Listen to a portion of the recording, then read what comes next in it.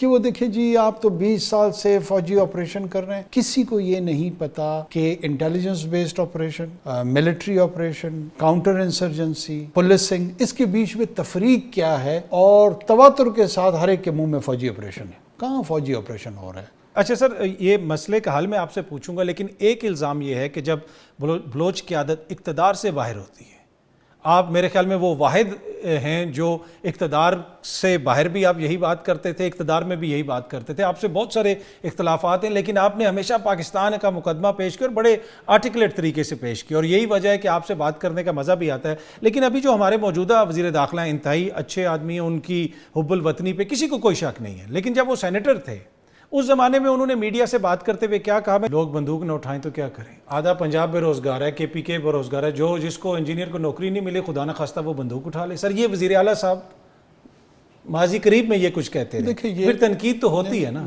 وہ اس لیے کہ یہ آپ جیسوں کی وجہ سے آپ لوگ ہمیں ڈیفینسو پہ ڈال دیتے ہیں نا۔ یہ آپ تسلیم کریں کہ اوپینین میکرز نا وہ پاپولسٹ نیریٹو جنریٹ کرنے میں بڑا اہم کردار ادا کرتے ہیں، اسی لیے آپ اوپینین میکر ان کو کہا جاتا ہے نا۔ ان تمام لوگوں نے شد و مت کے ساتھ پورے پاکستان کو یہ باور کرا دیا ہے کہ یہ وائلنس کی وجہ گریوینس ہے، نوکریاں نہ ملنا ہے۔ اس میں بعض اوقات ہم جیسے لوگ بھی بہہ جاتے ہیں، تو ایک آدھ دفعہ ہمیں معاف کر دیں۔ سارا الزام آپ نے ہم پہ ڈال دیا، ذمہ دار اچھا خاصا الزام آپ پہ ہونا چاہیے۔ آپ میں سے بہت سارے لوگ جو ہے نا وہ افلاطون نما، ارسطو نما، کوئی پنجابی زبان میں، کوئی اردو زبان میں، کوئی کتاب لکھ کے، کوئی پرائم ٹائم کا 50 لاکھ روپے، 1 کروڑ روپے کی تنخواہیں لے کے لوگوں کی ذہن سازی کر رہے ہیں، پیسے بھی ہم ان کو دے رہے ہیں اور لوگوں کی ذہن سازی بھی یہ کر رہے ہیں، ٹھیک ہے نا۔ پیڈ اوپینین میکرز ہیں یہ سارے۔ یہ معاشرے کو کنفیوز کرنے میں ایک بہت بڑا کردار ہے ان کا۔ میں ریسیپینٹ ہوں، میں انفارمیشن میرے پاس آتی ہے، مجھے میری اوپینین کیسے بنتی، میں یا کتاب پڑھ لوں گا، یا کوئی آرٹیکل پڑھ لوں گا، یا کسی کا آج کل ویلاگ سن لوں گا، اسی سے انفلوئنس ہوں گا نا۔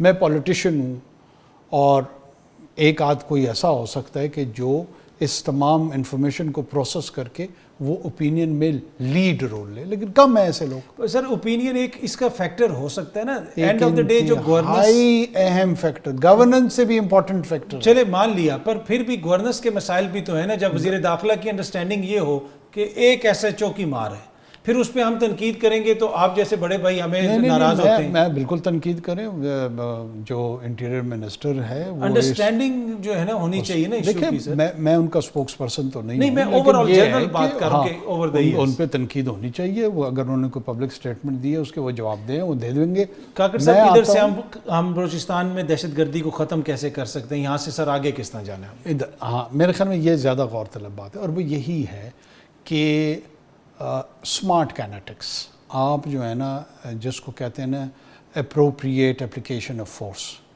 وہ آپ کا آئینی قانونی حق ہے۔ آپ کی پاپولیشن جو ہے اس کی سیکیورٹی آپ کی کانسٹیٹیوشنل رسپانسبلٹی ہے، ریاست کی ذمہ داری ہے۔ حکومت تو جو ہے سو ہے، وہ تو نمائندہ ہے ریاست کی فار اے وائل، لیکن ریاست ایک پرماننٹ اسٹرکچر ہے، یہ اس کی رسپانسبلٹیز میں سے ہے۔ اور اکاؤنٹیبل وائلنس یہ اس کا رائٹ ہے، اس کے اس رائٹ، لیجیٹیمیٹ رائٹ کو کوئی نہ چیلنج کر سکتا ہے نہ کوسچن کر سکتا ہے۔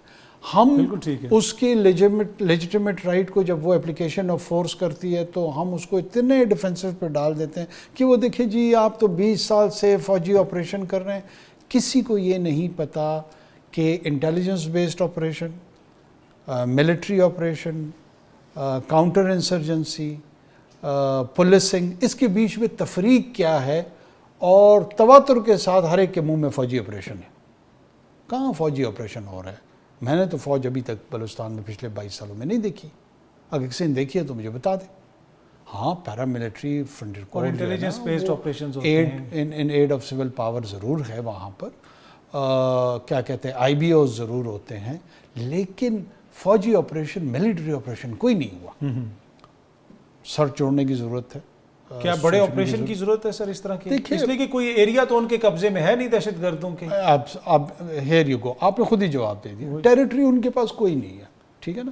آپ بڑا ملٹری آپریشن اس وقت کرتے ہیں جب کوئی ٹیریٹری ہولڈ کر رہا ہو اور وہ اس کو کلیئر کرانا ہو اور پھر اس کو سول ایڈمنسٹریشن کو ہینڈ اوور کر کے اس کو ہولڈ کرنا ہو, تو اس کے لیے آپ ایک گرینڈ ملٹری آپریشن شاید پریپیئر کرتے ہیں, اس کی تیاری کرتے ہیں. یہاں پہ جو چیلنج ہے, جو تھریٹ ہے, اس کی نیچر ڈفرینٹ ہے. وہ ہٹ اینڈ رن ہے, وہ ہائیڈ آؤٹس ہیں, ڈیفیکلٹ ٹیرین ہے, اس میں ہائیڈ آؤٹس ہیں ان کی, ان ہائیڈ آؤٹس میں بیٹھ کے یہ پلان کرتے ہیں, پھر یہ سافٹ ٹارگٹس چوز کرتے ہیں اور ان سافٹ ٹارگٹس پہ. تو اس کے سر صرف ملٹری دیکھیں آپریشنز تو وہ ہو رہے ہیں, آئی بی او آپ انہیں کہہ لیں, جو بھی جس طرح بھی سیکورٹی آپریشنز, اس کے ساتھ ساتھ پولیٹیکل رول یہاں پہ کیا ہو سکتا ہے؟ اے پی سی کی ضرورت ہے, کس چیز کی ضرورت ہے؟ اس کو حل کرنا ہے نا ہم نے. دیکھیں میں آپ کو اچھا حل کرنے کا لوگ یہ سوچتے ہیں کہ وائلنس جو ہے نا وہ زیرو پہ آ جائے, یہ حل ہے. میرا اپنا یہ خیال ہے کہ اس طرح کی انسرجنسیز میں آپ تمام کے تمام ملیٹنٹس کو یا تمام کے تمام ان کے جو لیڈر ہیں ان کی ایلیمینیشن ٹارگٹ نہ ہوتا ہے نہ ہونی چاہیے. آپ کا جو گول ہوتا ہے وہ یہ ہوتا ہے یا ہونا چاہیے کہ جو لوگ اس تحریک سے جڑے ہوئے ہیں ان کی ول پہ کام کیا جائے کہ یہ جنگ آپ جیت نہیں سکتے. اگر آپ نے اس ول کو پلان کر کے ایگزیکیوٹ کر دیا تو پھر وہ اس کو ایک بے معنی جنگ سمجھتے ہیں. یہ آپ کا ٹارگٹ ہونا چاہیے, یہ آپ کا گول ہونا چاہیے. آپ کیا کرتے ہیں کہ انڈیکیٹرز یہ بنا دیتے ہیں جی 20 سال سے آپ لڑ رہے ہیں, آخر کب تک لڑیں گے, یہ ختم نہیں ہو رہے ہیں. آپ نے کلیئر میسج دینا, جو مرضی کر لو تمہیں یہاں پہ کامیابی نہیں مل سکتی, تمہیں کامیابی نہیں مل سکتی. جب یہ جنگ لاحاصل جنگ آپ بنا دیں گے, ان اٹینیبل گول ان کے لیے دے دیں گے, تو وہ آہستہ آہستہ انسرجنسیز اس طرح ڈائی ڈاؤن. پر اس میں ساتھ ان کو پھر پولیٹیکل اس دھارے میں بھی تو شامل کرنا ہے. پولیٹیکل اپروچ, اس کے بعد کسی کو پولیٹیکل اپروچ کی اس انداز میں شامل کرنے کی ضرورت نہیں. یہ جو جام کمال ہے, جو خالد مکسی ہے, جو ڈاکٹر مالک ہے, یہ جو سرفراز بگٹی ہے, یہ انڈین گجرات سے آئے ہیں, یہ ہیں نا بلوچ, یہ اس پولیٹیکل پروسیس کا حصہ ہیں. پھر آپ ان کی گورننس کو بھی کوسچن کریں, اس کو بھی اکاؤنٹیبلٹی کریں, جو الیکٹورل پروسیس ہے اس کی طرف بھی ضرور اس کو بہتری کی طرف سوالات اٹھائیں. یہ ضروری نہیں ہے کہ برامدق بگٹی یا بشیر زیب آ کر آپ کا وزیر اعلیٰ بنے گا تو آپ کا مسئلہ حل ہوگا. یہ پتہ نہیں کیوں ہمارے ذہنوں میں, ہمارے ذہن میں یہ ہے کہ جس کو بلوچ عوام ووٹ دے وہ وزیر اعلیٰ بنے. بلوچ عوام نے سرفراز بگٹی سر ایک دفعہ یہاں پہ نگران وزیر داخلہ تھے, ریٹائرڈ ہوئے, انہوں نے ریٹائرڈ کیا, استعفیٰ دیا, کہا کہ میرے دوست بڑے نون لیگ میں شامل, پیپلز پارٹی میں ہو گئے, وزیر اعلیٰ بھی بن گئے.